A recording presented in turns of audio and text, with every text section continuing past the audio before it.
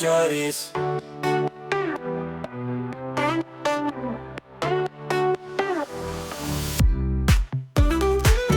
பழைய காலத்தில் யோனா என்ற ஒரு தீர்க்கதரிசி இருந்தார். அவர் தேவனை மிகவும் நேசித்தார். ஒரு நாள் கடவுள், யோனா, நீ நினிவே என்ற பெரிய நகரத்திற்கு செல்ல வேண்டும். அங்குள்ள மக்கள் கெட்ட காரியங்களை செய்கிறார்கள். தவறுகளை விட்டுவிட்டு என்னை நோக்கி திரும்ப வேண்டும் என்று அவர்களிடம் சொல்லு என்றார்.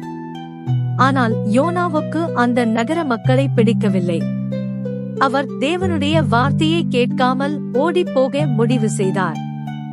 எனவே யோனா தன் பையை எடுத்துக்கொண்டு கடலுக்கு ஓடினார்.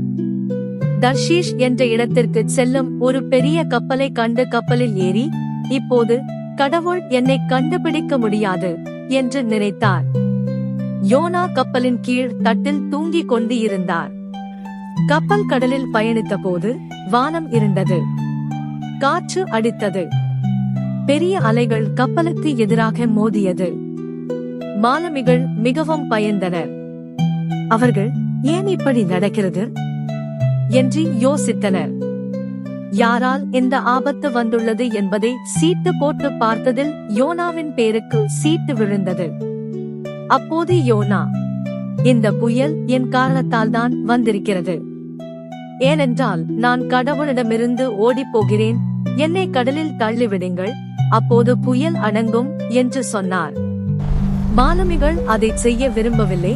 ஆனால் புயல் மோசமடைந்து கொண்டிருந்தது. எனவே அவர்கள் யோனாவை தூக்கி கடலில் எறிந்தனர். யோனா தண்ணீரை தொட்ட உடனே புயல் அடங்கியது. கடல் அமைதியானது. ஆனால் யோனா மூழ்கவில்லை. தேவன் ஒரு பெரிய மீனை அனுப்பி யோனாவை விழுங்கச் செய்தார். யோனா அந்த மீனின் வயிற்றுக்குள் 3 நாட்கள் இருந்தார்.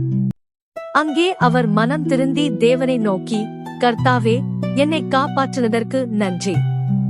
இனி உமது வார்த்தையை கேட்கிறேன் என்று பிரார்த்தித்தார். அப்போது தேவன் அந்த பெரிய மீனுக்கு ஆணையிட அது யோனாவை கரையில் வெளுத்தள்ளியது.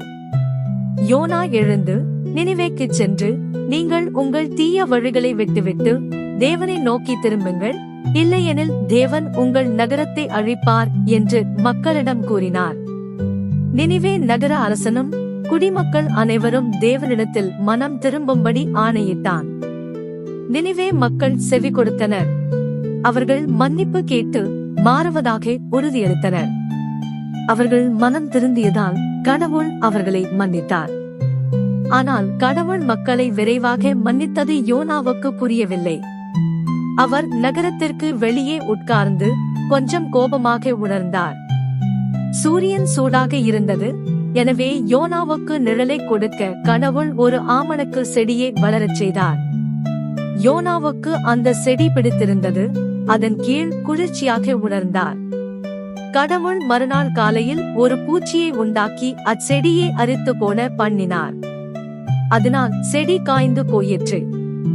சூரியன் உதித்த போது தேவன் உஷ்ணமான காற்றை கட்டளையிட்டதால் யோனா சோர்ந்து போய் சாவை விரும்பினான்.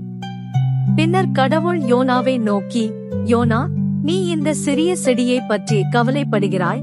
ஆனால் நினிவேயில் உள்ள அனைத்து மக்களையும் விலங்குகளையும் பற்றி நான் கவலைப்படுகிறேன். அவர்களை நேசிக்கிறேன், அவர்களை மன்னிக்க விரும்புகிறேன் என்று கூறினார். கடவுளின் கருணை அனைவருக்கும் போதுமானது என்பதை யோனா அறிந்தான்.